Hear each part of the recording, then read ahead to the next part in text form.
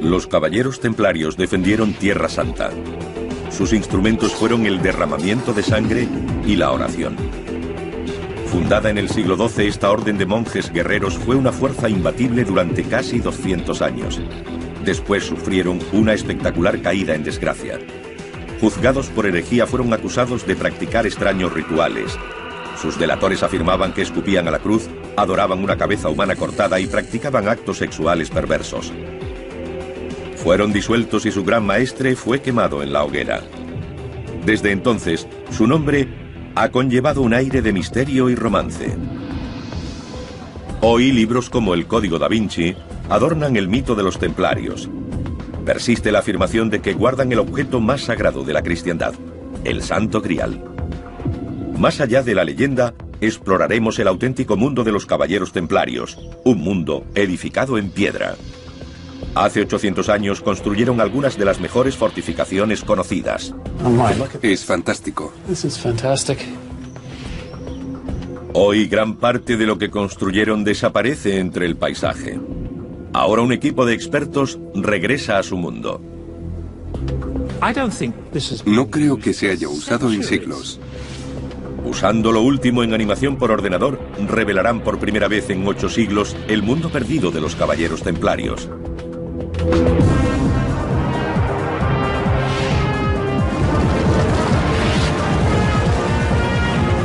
Mundos perdidos, los caballeros templarios.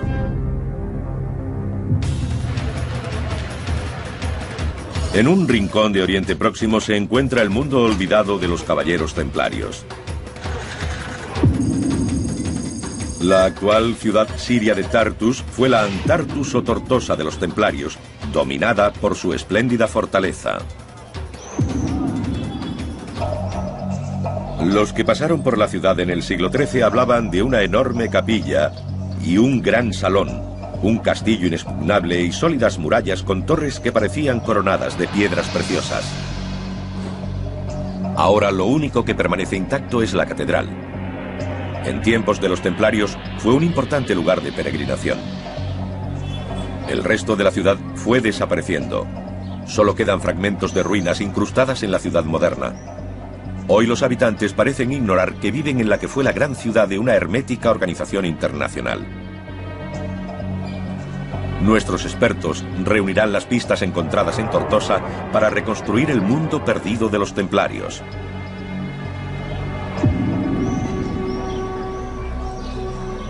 La Orden del Temple se formó en el siglo XII. Su objetivo era proteger a los peregrinos que se dirigían a Jerusalén. El profesor Paul Crawford está siguiendo el viejo camino hacia la antigua ciudad.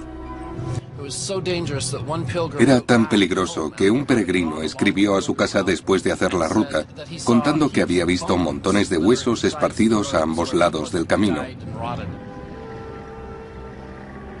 Si un amigo moría, no te parabas a enterrarlo, porque esa fosa podía convertirse en la tuya. Podía aparecer cualquiera, matarte y enterrarte en ella. Los caballeros hacían votos de pobreza, castidad y obediencia. Ofrecían su vida para custodiar las rutas que seguían los peregrinos y se convertían en monjes guerreros. Pronto el papel de los templarios se extendió a la defensa de los territorios cristianos en Tierra Santa de los caudillos musulmanes. Los templarios representaban un nuevo concepto, la fusión de la dedicación medieval de un guerrero por un lado con la de religioso por otro. Uniéndolas apareció la figura del combatiente religioso. Este concepto de guerra santa era nuevo e impactante. Tortosa fue entregada a los caballeros templarios en 1152. A cambio protegerían la ciudad y el terreno circundante de los musulmanes que querían que los pobladores cristianos abandonaran Tierra Santa. El centro de la ciudad era el castillo, regido por los monjes guerreros. David Nicole intenta encontrar las murallas del castillo para comprender cómo construyeron sus defensas. Esta es la muralla interior. Tiene lienzos cortos entre esas torres que sobresalen. Parece una especie de zigzag, pero son torres individuales. David pasea entre las fortificaciones advirtiendo que aún queda mucho de ellas en pie. Parece que esta pequeña calle abraza la muralla. No podemos seguir más en esa dirección. El muro, hecho de grandes bloques de mampostería, desaparece entre esas casas. Enlazando todos los restos se puede desvelar la verdadera escala del castillo. 2 murallas concéntricas lo rodean por 3 lados. Protegiendo el flanco que da al mar, hay 2 grandes torres. Estas murallas fueron diseñadas para soportar al atacante más implacable. Documentos de la época nos hablan de ejércitos enemigos que intentaron socavar las defensas para tomar el castillo. El primer paso era llegar a la base del muro. Al menos en francés medieval, el sistema normal de hacerlo era lo que llamaríamos un chat, un gato. El gato era una sólida estructura de madera que se iba deslizando hasta el muro, soportando las flechas y piedras que los defensores lanzaban desde arriba. Irían avanzando muy lentamente, hasta llegar al muro. Entonces los atacantes cavaban un túnel bajo la muralla, que iban apuntalando hasta terminar la tarea. Colocarían material inflamable alrededor de los maderos, como paja, aceite de oliva y grasa, cualquier cosa que ardiera fácilmente. Lo encenderían y saldrían corriendo. Los puntales se quemarían y el muro empezaría a desmoronarse bajo su propio peso. Habrían roto el escudo. Los muros del castillo de Tortosa estaban diseñados para resistir a los zapadores enemigos. La distancia entre las torres parece ser la del alcance de una ballesta. El espaciado de las almenas permitía a los arqueros cubrir la zona entre ellas. Había una muralla exterior relativamente baja y probablemente una interior un poco más alta. Así los arqueros podían disparar por encima de la exterior. Pero había un problema para tirar desde las torres de Tortosa. La mayoría de las ballestas de la época estaban diseñadas para disparar horizontalmente, y aquí los templarios tendrían que apuntar hacia abajo. Eso era un problema porque ocurría esto. Podían disparar al enemigo, pero no de la forma que querían. Entonces desarrollaron un ingenioso dispositivo. Incorporaron una pinza que no sujetaba la flecha con fuerza, pero la retenía en su sitio. Y como puede verse, disparaban en cualquier ángulo, sin errar el tiro. Pero arcos y flechas eran inútiles ante esto. La gran máquina de guerra medieval. Un maganel. Esta enorme catapulta de casi 20 metros de altura es la más grande del mundo. Se utilizaron 6 robles para construirla.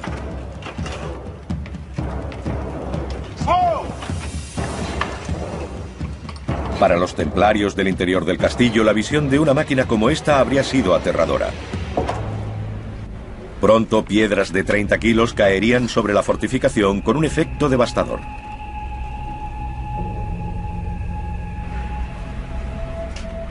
Con un alcance de unos 500 metros, estas catapultas tenían potencia para derribar grandes murallas.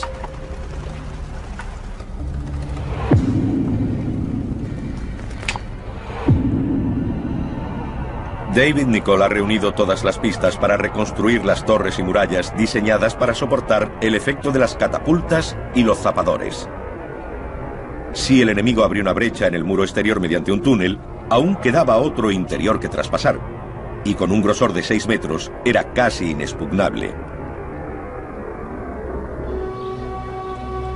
Tortosa fue la puerta de entrada a una serie de fortificaciones igualmente imponentes que protegían los territorios a través de Tierra Santa.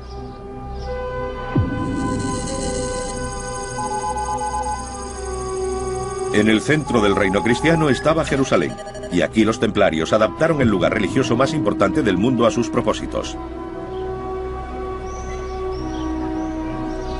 En la primera cruzada de 1099, los cristianos tomaron Jerusalén a los musulmanes.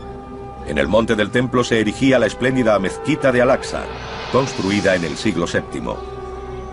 En el Jerusalén cristiano, Al-Aqsa serviría como cuartel general de los templarios. Eso significaba que ellos quedaban así unidos a uno de los lugares más importantes de la cristiandad. En la Biblia hay todo tipo de historias asociadas con esa zona. Se supone que Jesús caminó entre sus muros haciendo milagros. Los templarios quedaban asociados a esos hechos. La antigua mezquita fue adaptada para convertirse en centro administrativo. Bajo ella, en cámaras subterráneas, los monjes guerreros guardaban sus caballos, listos para entrar en combate y defender los santos lugares de Jerusalén. Los espléndidos arcos de los establos medían 9 metros de altura y cubrían una zona de 6.000 metros cuadrados. Las cuadras podían albergar a más de 1.000 caballos. Un visitante occidental afirmó que si se disparaba una ballesta, la flecha ni siquiera llegaría al otro extremo debido a su tamaño. Ahí se instalaron los templarios. Esta militarización de los santos lugares personificó el papel espiritual y militar de los caballeros. La defensa de la costa oriental cristiana supuso muchas vidas. En el extremo más alejado de su red había una iglesia donde se reclutaban nuevos hombres. Pero aquí los extraños rituales de los templarios estaban envueltos en el misterio.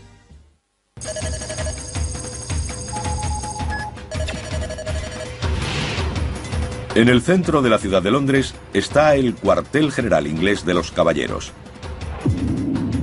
La iglesia templaria fue consagrada en 1185. Su estructura recuerda a la del templo más importante del mundo cristiano, el Santo Sepulcro de Jerusalén. El Santo Sepulcro se construyó en el lugar en que muchos cristianos creen que Jesús fue crucificado, enterrado y resucitado de entre los muertos. Igual que el Santo Sepulcro, la nave de la iglesia templaria es circular. Dentro de estos muros tenía lugar un misterioso ritual para investir a nuevos miembros. Los caballeros eran reclutados en gran número por toda Europa. Sustituían a los hombres muertos en batalla, defendiendo el reino de Jerusalén. A veces padecieron terribles bajas en combate. En 1244 murieron 312 en una batalla. Eran 348 templarios. Los nuevos miembros entraban en el templo por la puerta oeste, que después se cerraba con llave. La ceremonia era secreta. Era al amanecer, cuando el sol empezaba a salir, como si fueran a entrar en una nueva vida.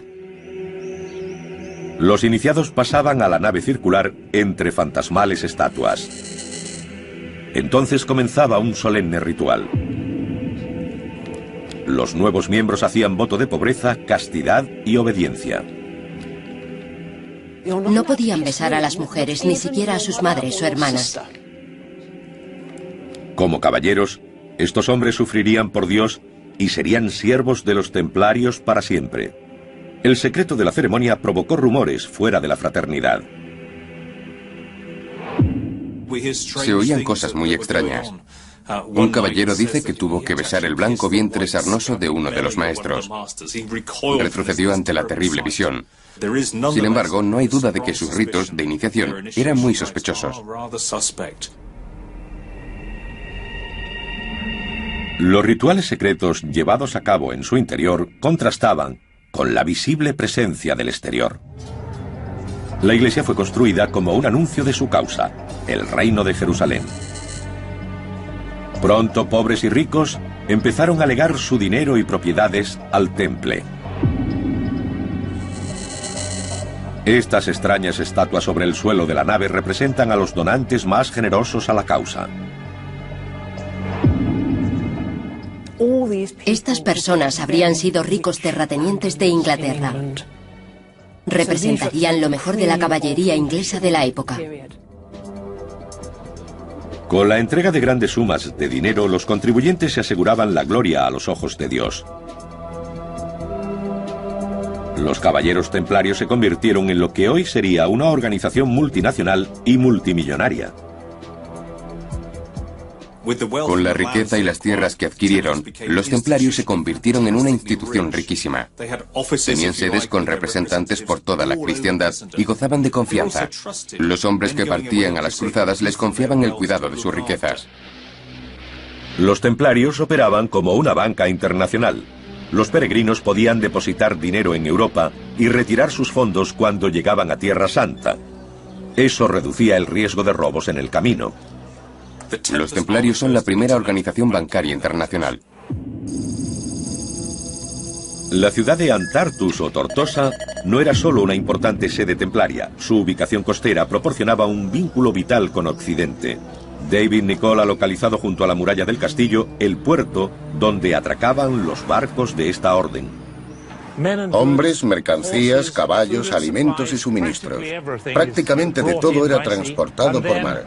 Comunicaciones, mensajeros e informes que volvían a la sede central de los templarios mantenían a todos informados de lo que ocurría en esta parte del mundo.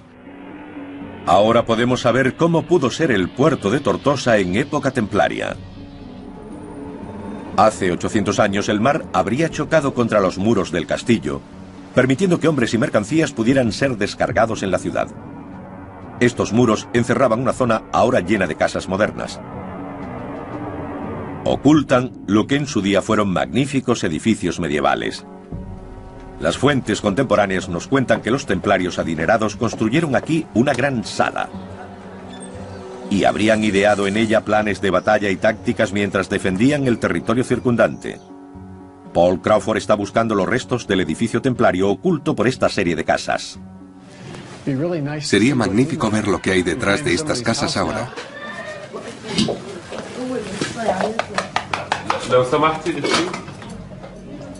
¿Puedo entrar? ¿Puedo entrar? Shukran.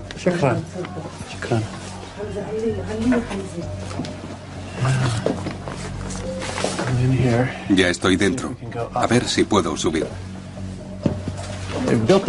Han construido sus casas sobre partes del gran salón.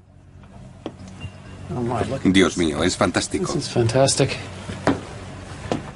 La gente está viviendo junto a las murallas del gran salón. En las bóvedas hay pruebas del estilo gótico usado por los templarios. Los caballeros construyeron los arcos abovedados del gran salón con piedras en forma de cuña. La clave se mantenía en el centro por la presión de las piezas vecinas. La piedra clave es el elemento fundamental para soportar el peso en una estructura así. Sin ella, el arco se derrumbaría.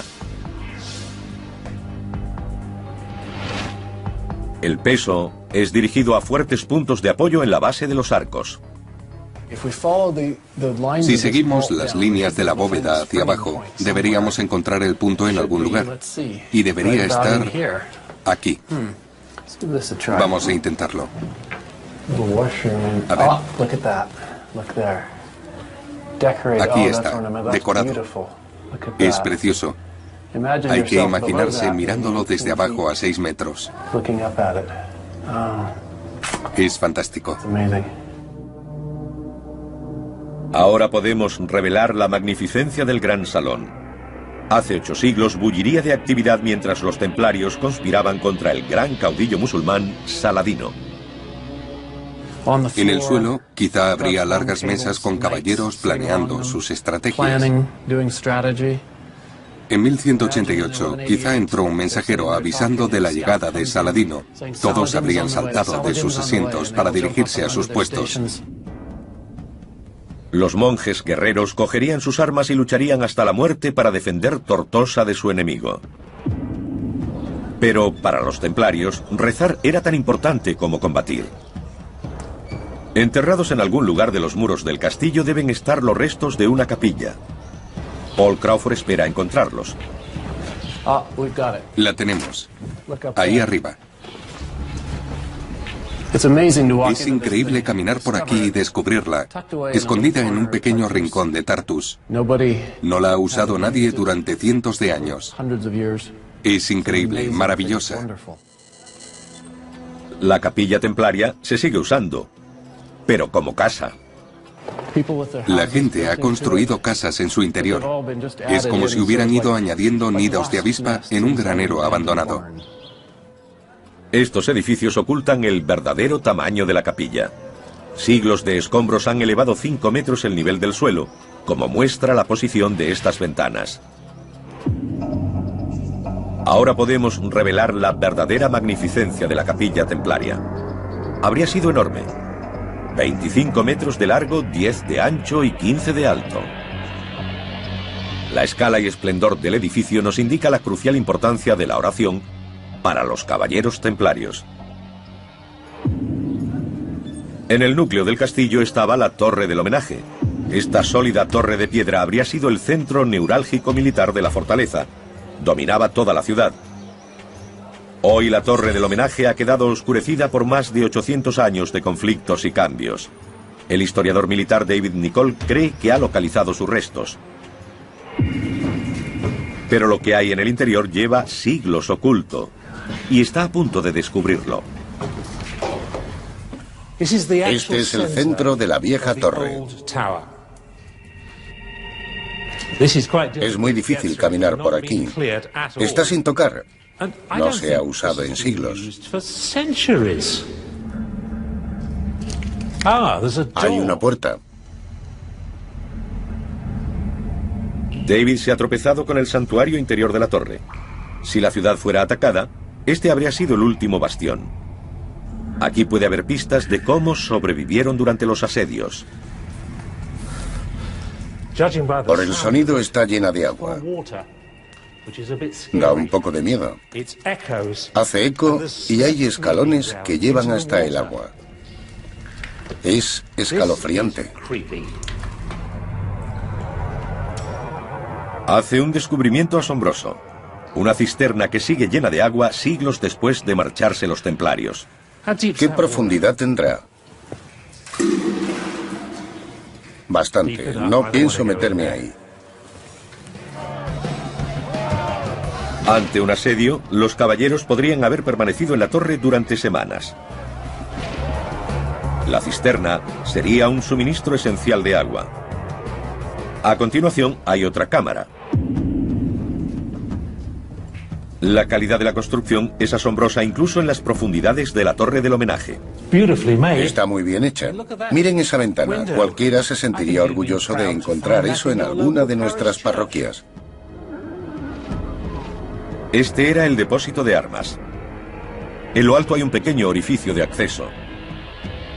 Una trampilla secreta habría proporcionado a los templarios espadas, escudos y ballestas. La cisterna y el depósito de armas de la Torre del Homenaje representaban la última línea de defensa de los templarios. En 1188 su gran enemigo Saladino atacó Tortosa. La ciudad y sus murallas cayeron, pero la torre, con sus muros de 5 metros de espesor, permaneció en pie, un testimonio de su construcción y diseño. Ahora por primera vez, el equipo de historiadores ha redescubierto la perdida ciudad templaria de Tortosa y la ha devuelto a la vida. Al redescubrir la Tortosa templaria con el castillo y la capilla tan cerca uno de la otra, comprendemos el papel dual de guerreros y monjes. Desde Tortosa se irradiaba el poder a una red de castillos y ciudades cristianas por toda Tierra Santa. Pero el sostén de la red no es un castillo, sino una iglesia fortificada. Dentro de este edificio los templarios habrían llevado a cabo el ritual de la veneración de reliquias, partes del cuerpo de los santos.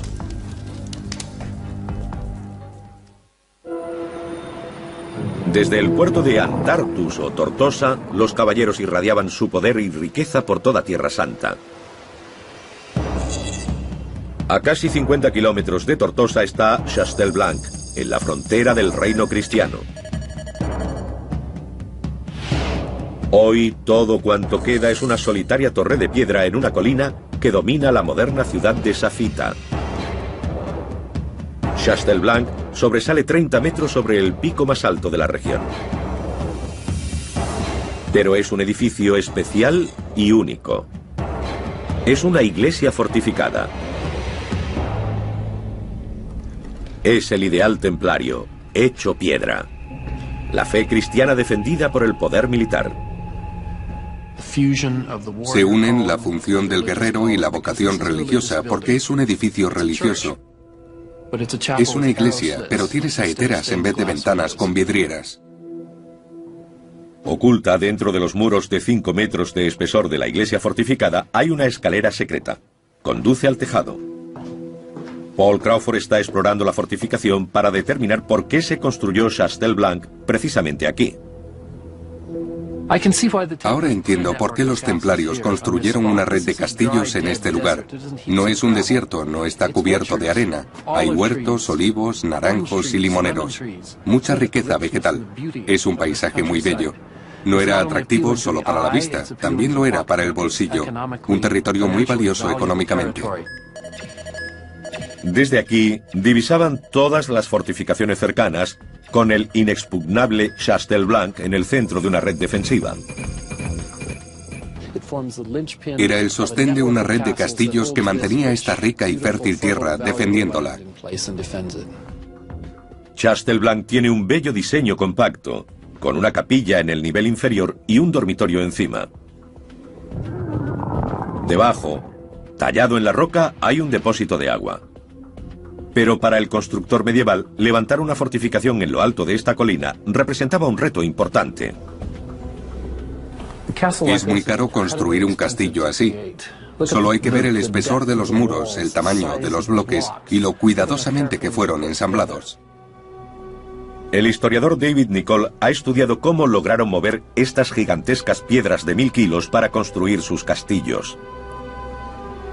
Usaron grúas de madera y poleas. Era un sistema muy sofisticado. Tenían la misma ingeniería que nosotros, con la diferencia de que entonces todo era madera y cuerdas. No había acero ni ningún material de ese tipo. Y en vez de electricidad o combustible diésel, la tracción la proporcionaban hombres o animales.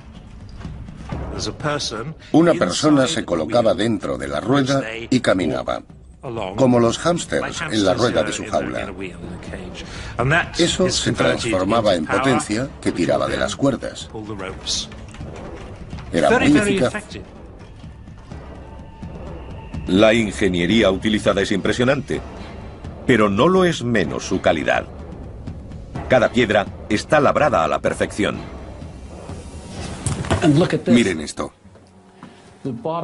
La parte inferior de la ventana está inclinada para poder asomarse. En caso de que llegara algún enemigo, se podían disparar flechas y dar en el blanco gracias a la pendiente. No había ningún ángulo muerto. Para los templarios, la guía en el campo de batalla llegaba de Dios. Dentro de su capilla fortificada, los monjes guerreros habrían participado en rituales religiosos, venerando reliquias de santos. En la historia cristiana siempre ha existido ese elemento de aproximación a un santo, venerando o incluso tocando sus reliquias.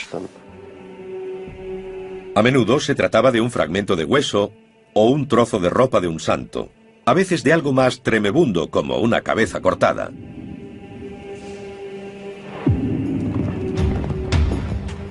Las reliquias eran tan importantes para los templarios que las llevaban al combate para conseguir la orientación divina. Pero las reliquias más ansiadas eran las del propio Jesucristo.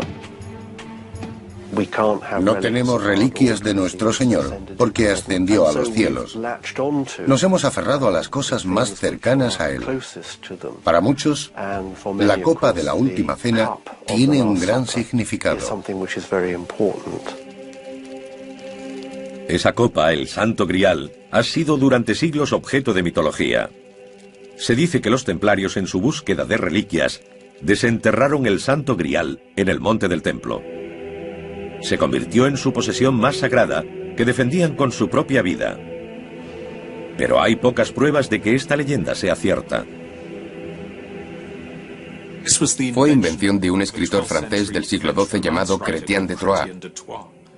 Los templarios nunca podrían haber obtenido el Santo Grial, que se remonta a los tiempos de Cristo.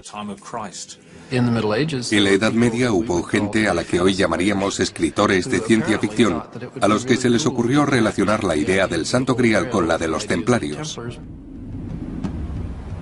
Vincular a los misteriosos templarios con el gran icono de la cristiandad fue la suprema fantasía medieval. El problema es que tomó vida propia, continuó creciendo y ahora la gente lo cree, pero todo es fantasía. Borrando los asentamientos modernos, podemos ver Chastelblanc como los templarios lo habrían conocido.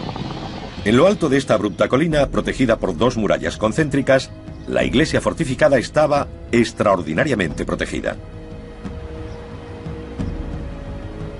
Este elemento central de la red unía la sede de Tortosa con el resto de las defensas cristianas. Pero a 40 kilómetros está el mejor de los castillos, Crac de Chevalier, construido para soportar el más brutal de los ataques.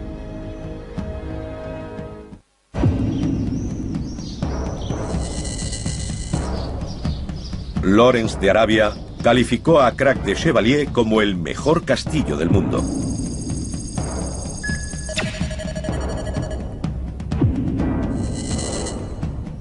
Con muros exteriores de 30 metros de grosor y 7 torres de 9 metros de diámetro, este castillo era prácticamente inexpugnable. La fortaleza fue construida por los caballeros hospitalarios, compañeros y rivales de los templarios. Su emplazamiento es crucial. Defiende la ruta comercial más importante de la región. Allí hay un gran valle con la carretera principal. Lo es ahora y lo fue en la Edad Media, uniendo la costa con las ciudades del interior, que en el período de las cruzadas fueron los centros del poder islámico. La costa era el centro del poder de los cruzados. Hospitalarios y templarios unieron fuerzas para defender este importante territorio. Era una enorme operación militar y David Nicholl pretende descubrir cómo operaban los caballeros. Los caballos eran esenciales para los templarios, pero estabularlos era una ardua tarea. El primero de dos establos. Este es el más pequeño y es muy grande. Estos magníficos edificios abovedados podían albergar más de 1000 caballos. Desde aquí podían partir al combate en cuestión de minutos. Se consumían de impaciencia. Estarían tan deseosos como sus jinetes de salir y entrar en acción. Los caballos también eran esenciales para transportar armas, alimentos y hombres por el castillo. Los diseñadores de Crac de Chevalier tuvieron que encontrar un modo de permitir que los animales se desplazaran por las pronunciadas pendientes de la fortaleza. Solucionaron el problema construyendo los pasadizos con amplios escalones de poca altura en vez de rampas. Con estos escalones casi planos se reducía la inclinación y se facilitaba la labor a los animales. Había humedad, se podía resbalar y con tantos animales lo normal es que hubiera muchos excrementos.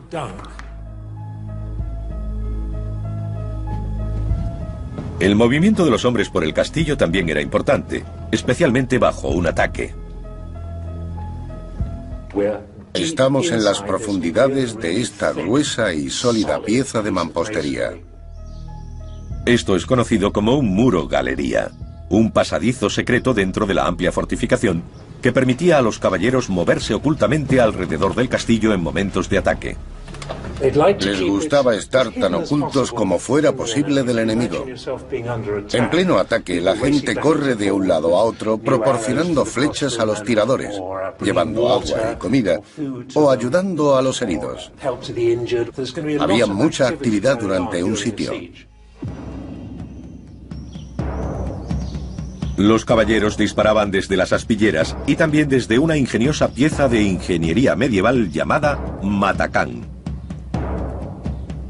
El matacán sobresalía de los muros del castillo. Era una astuta medida antizapadores. Estando sobre ellos podían lanzar piedras o cualquier material hiriente, agua hirviendo o aceite hirviendo. No, el aceite no, porque era muy caro. Pero se podía verter agua hirviendo sobre la cabeza de los zapadores. Era un método muy eficaz. Les caía encima.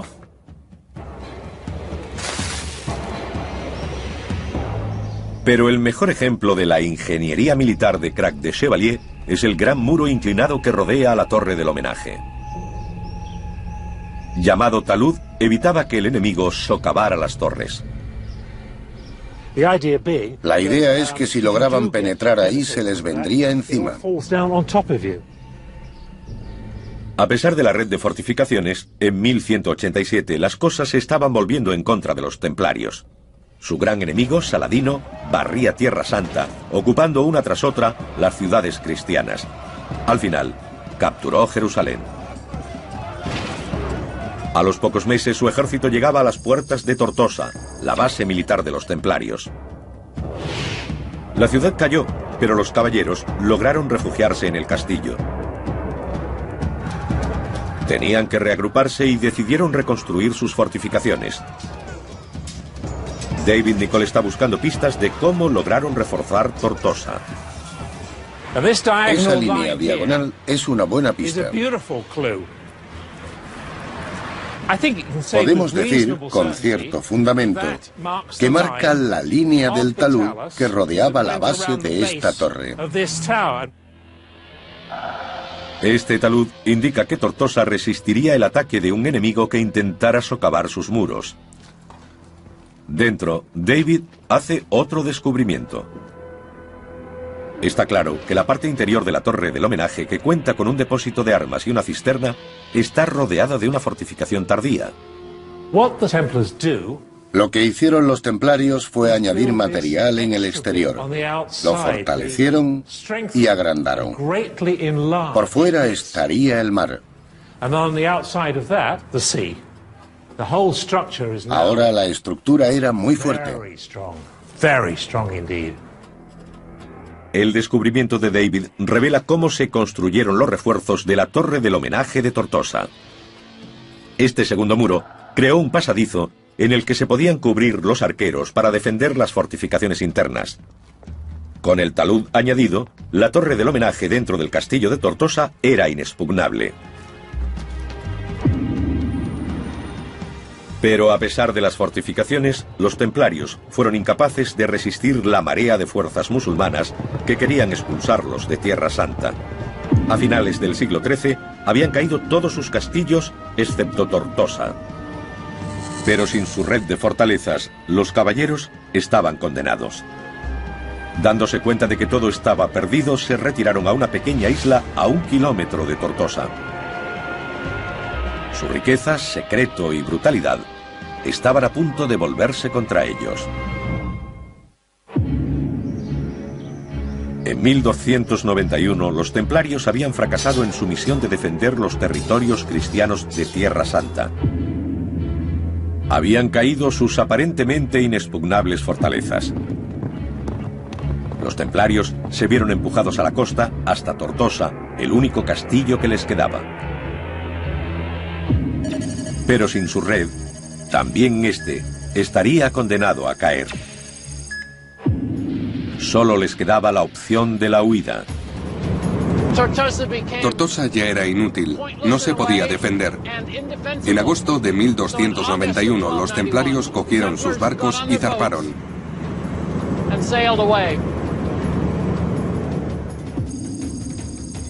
Zarparon hacia la isla de Chipre. Era una base segura donde reagruparse y lanzar un ataque para recuperar Tortosa y su red de fortificaciones.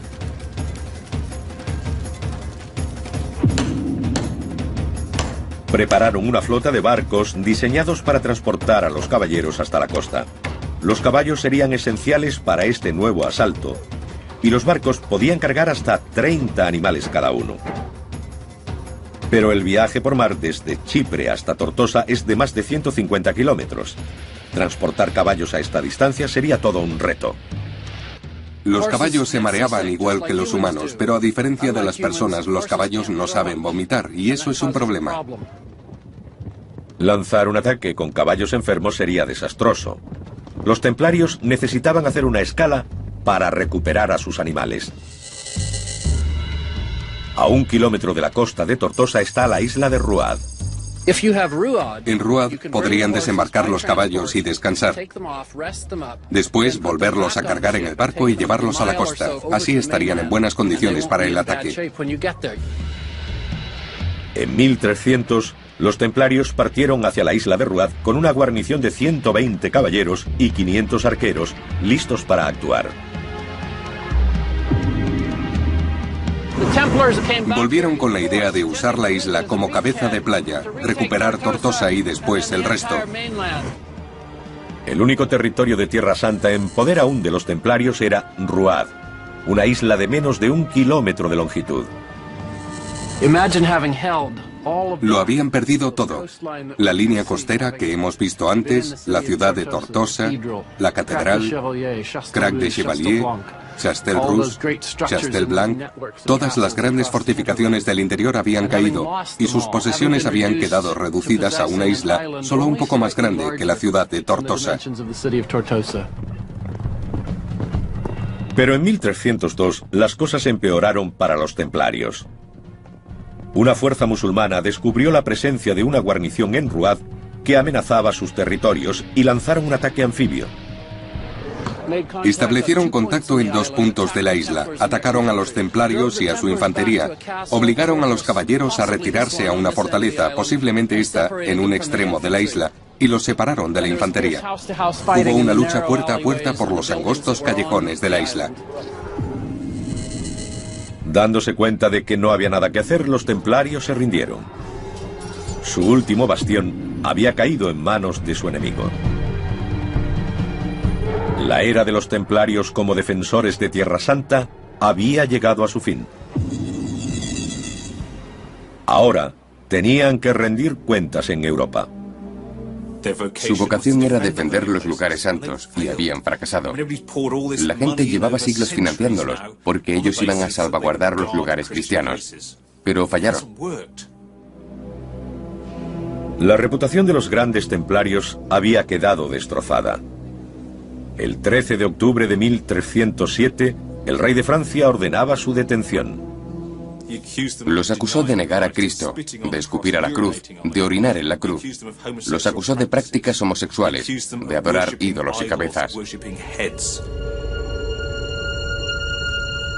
Molestaban sus misteriosos rituales, en particular la ceremonia secreta de recepción en la que los nuevos caballeros juraban su entrada en la orden. La gente se preguntaba qué podría pasar detrás de esas puertas cerradas. Si era algo bueno, como decían los templarios, si era algo sagrado y honesto, ¿por qué nadie podía entrar a verlo? Debía ocurrir algo horrible y obsceno que querían guardar en secreto. No hay humo sin fuego. Los templarios fueron interrogados bajo brutales torturas. A un sacerdote templario le pusieron los pies sobre el fuego y le quemaron las plantas hasta que se le cayeron los huesos.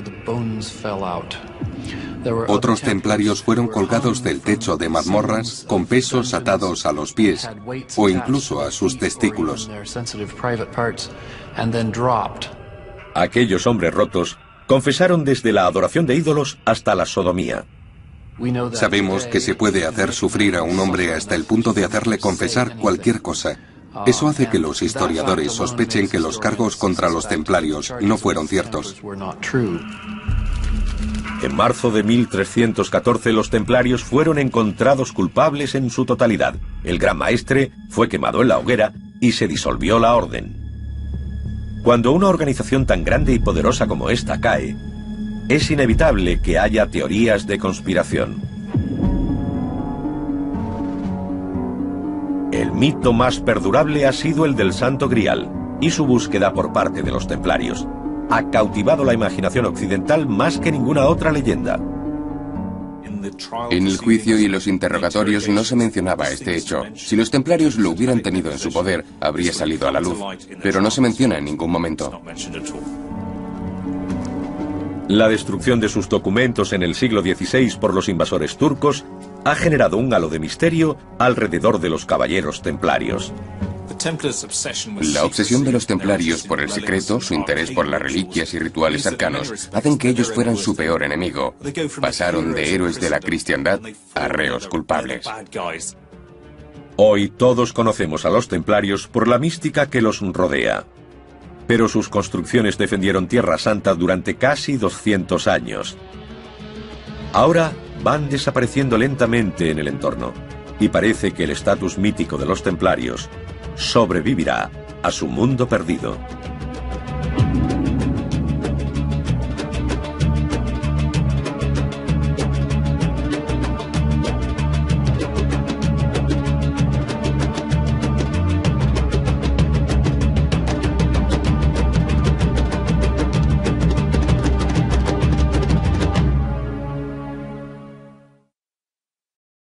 Y el muro empezaría a desmoronarse bajo su propio peso.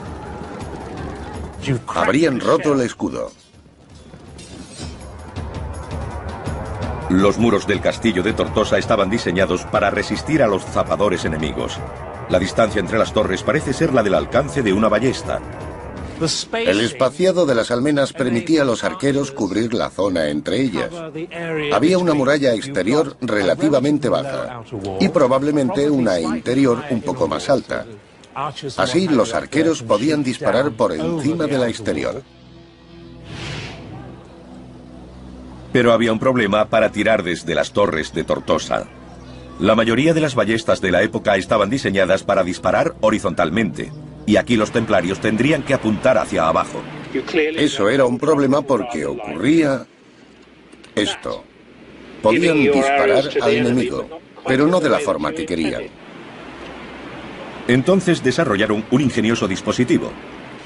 Incorporaron una pinza que no sujetaba la flecha con fuerza, pero la retenía en su sitio. Y como puede verse, disparaban en cualquier ángulo, sin errar el tiro.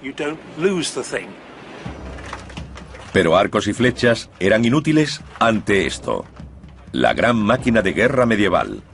Un maganel. Esta enorme catapulta de casi 20 metros de altura es la más grande del mundo. Se utilizaron 6 robles para construirla.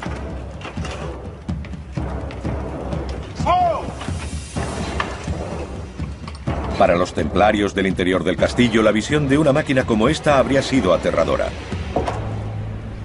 Pronto, piedras de 30 kilos caerían sobre la fortificación con un efecto devastador.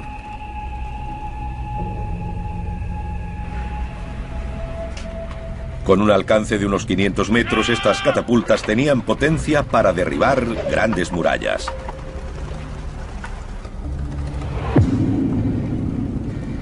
Que querían que los pobladores cristianos abandonaran Tierra Santa. El centro de la ciudad era el castillo, regido por los monjes guerreros. David Nicol intenta encontrar las murallas del castillo para comprender cómo construyeron sus defensas. Esta es la muralla interior. Tiene lienzos cortos entre esas torres que sobresalen.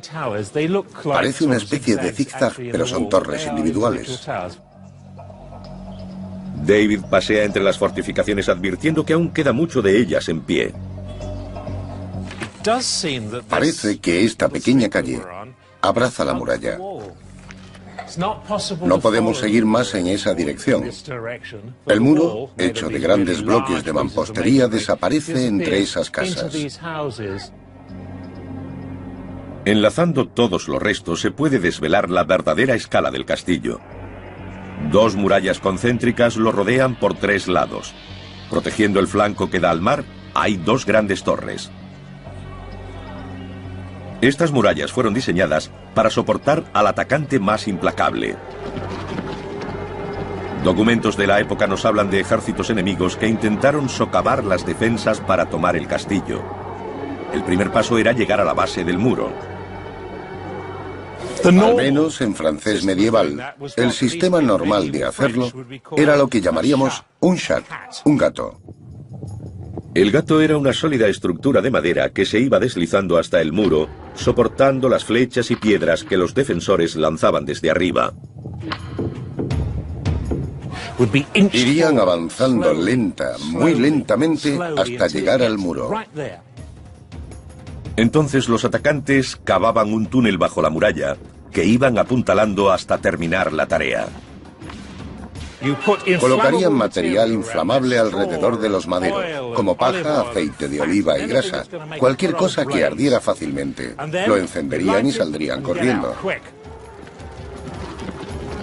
Los puntales se quemarían. Los caballeros templarios defendieron Tierra Santa. Sus instrumentos fueron el derramamiento de sangre y la oración. Fundada en el siglo XII, esta orden de monjes guerreros fue una fuerza imbatible durante casi 200 años. Después sufrieron una espectacular caída en desgracia.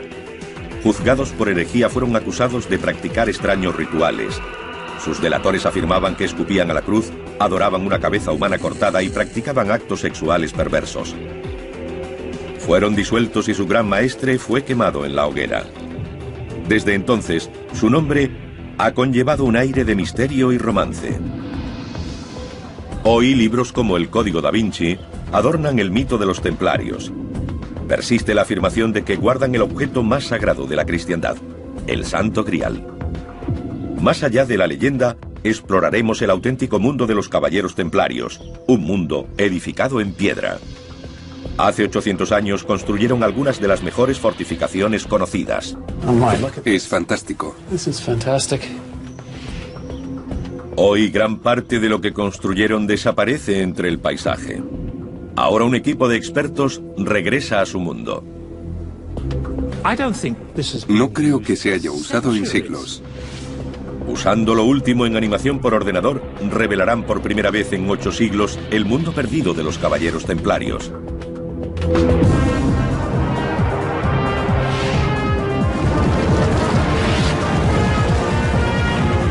Mundos perdidos, los caballeros templarios.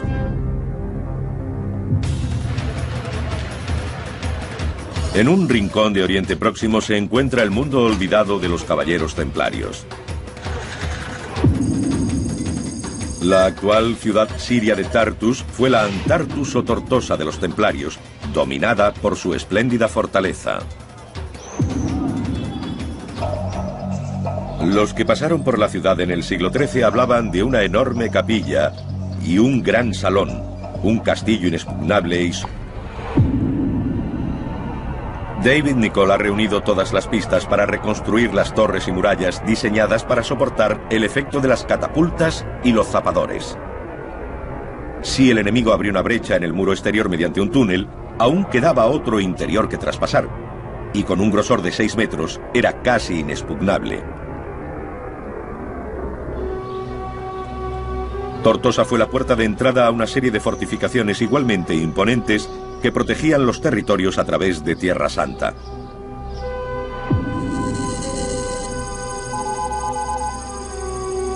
En el centro del reino cristiano estaba Jerusalén, y aquí los templarios adaptaron el lugar religioso más importante del mundo a sus propósitos. En la primera cruzada de 1099, los cristianos tomaron Jerusalén a los musulmanes. En el monte del templo se erigía la espléndida mezquita de Al-Aqsa, construida en el siglo VII. En el Jerusalén cristiano, Al-Aqsa serviría como cuartel general de los templarios. Eso significaba que ellos quedaban así unidos a uno de los lugares más importantes de la cristiandad. En la Biblia hay todo tipo de historias asociadas con esa zona. Se supone que Jesús caminó entre sus muros haciendo milagros. Los templarios quedaban asociados a esos hechos. La antigua mezquita fue adaptada para convertirse en centro administrativo. Bajo ella, en cámaras subterráneas, los monjes guerreros guardaban sus caballos, listos para entrar en combate y defender los santos lugares de Jerusalén. Los espléndidos arcos de los establos medían 9 metros de altura y cubrían una zona de 6.000 metros cuadrados. Las cuadras podían albergar a más de 1000 caballos. Un visitante occidental afirmó que si se disparaba una ballesta, la flecha ni siquiera llegaría al otro extremo debido a su tamaño. Ahí se instalaron los templarios. Esta militarización de los santos lugares personificó el papel espiritual y militar de los caballeros. Sólidas murallas con torres que parecían coronadas de piedras preciosas. Ahora lo único que permanece intacto es la catedral. En tiempos de los templarios fue un importante lugar de peregrinación. El resto de la ciudad fue desapareciendo. Solo quedan fragmentos de ruinas incrustadas en la ciudad moderna. Hoy los habitantes parecen ignorar que viven en la que fue la gran ciudad de una hermética organización internacional. Nuestros expertos reunirán las pistas encontradas en Tortosa para reconstruir el mundo perdido de los templarios.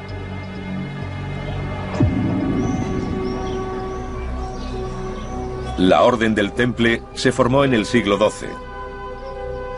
Su objetivo era proteger a los peregrinos que se dirigían a Jerusalén. El profesor Paul Crawford está siguiendo el viejo camino hacia la antigua ciudad. Era tan peligroso que un peregrino escribió a su casa después de hacer la ruta, contando que había visto montones de huesos esparcidos a ambos lados del camino. Si un amigo moría, no te parabas a enterrarlo, porque esa fosa podía convertirse en la tuya. Podía aparecer cualquiera, matarte y enterrarte en ella. Los caballeros hacían votos de pobreza, castidad y obediencia. Ofrecían su vida para custodiar las rutas que seguían los peregrinos y se convertían en monjes guerreros. Pronto el papel de los templarios se extendió a la defensa de los territorios cristianos en Tierra Santa de los caudillos musulmanes. Los templarios representaban un nuevo concepto, la fusión de la dedicación medieval de un guerrero por un lado con la de religioso por otro. Uniéndolas apareció la figura del combatiente religioso. Este concepto de guerra santa era nuevo e impactante. Tortosa fue entregada a los caballeros templarios en 1152. A cambio protegerían la ciudad y el terreno circundante de los musulmanes